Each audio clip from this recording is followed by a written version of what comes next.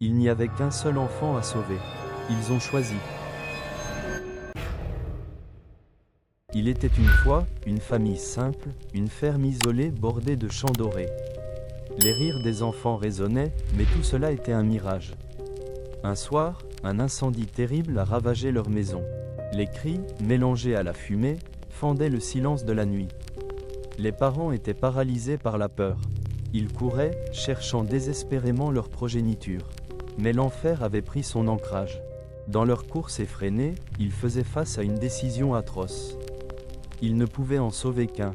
Le cadet, un enfant fragile. Leur choix les torturait. Ils ont sacrifié les rires des autres pour un seul cri. Le jeune garçon, désormais seul rescapé, portait le poids de cette horrible décision. Le monde qui l'entourait lui était devenu étranger. Leurs regards accusateurs lui déchiraient l'âme. La douleur était omniprésente. Les failles de sa propre existence devenaient des gouffres. Chaque souvenir de ses frères et sœurs emprisonnait son cœur dans un étau de chagrin. Les humilités du quotidien creusaient encore plus sa profonde tristesse.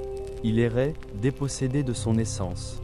À chaque pas, il pouvait entendre les murmures de ceux qu'il avait perdus. Les autres enfants jouaient avec l'innocence qu'il avait perdue. Tout ce qu'il avait connu n'était qu'une ombre. Les jours passaient, teintés de désespoir. Le survivant s'enfermait dans sa tristesse, nourrissant une haine sourde envers le monde qui l'entourait. Mais une idée germait dans son esprit. Une voix sombre, insidieuse. La vengeance, l'injustice qu'il avait subie le rongeait de l'intérieur. Les visages de ses parents, pleins de regrets et de pitié, ne cessaient de hanter son esprit. Ils n'avaient pas seulement perdu leurs autres enfants, ils l'avaient amputé de son bonheur. Le fils préféré, celui qui ne devait jamais porter un tel fardeau. Il s'est mis à accumuler des pensées sombres. Le jour se transformait en crépuscule dans son esprit.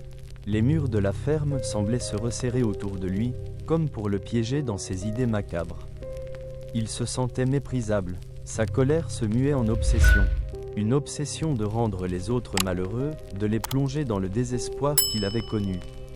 Et pendant qu'il poursuivait ce chemin tortueux, la réalité se déformait autour de lui. Les ombres du passé murmuraient, lui chuchotant des secrets de souffrance. Chaque mur de la ferme portait l'empreinte de son chagrin. Tout devenait inéluctable.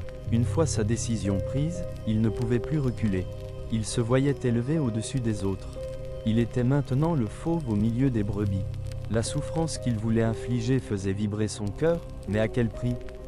Ignorant les conséquences de ses actes, il s'enfonçait dans un abîme sans retour. Son monde s'effondrait, et la frontière entre l'innocence et la monstruosité se brouillait. Les heures se transformaient en jours alors qu'il exécutait son sinistre dessein. À chaque victime, il se sentait de plus en plus puissant, mais le vide se creusait encore plus au fond de lui.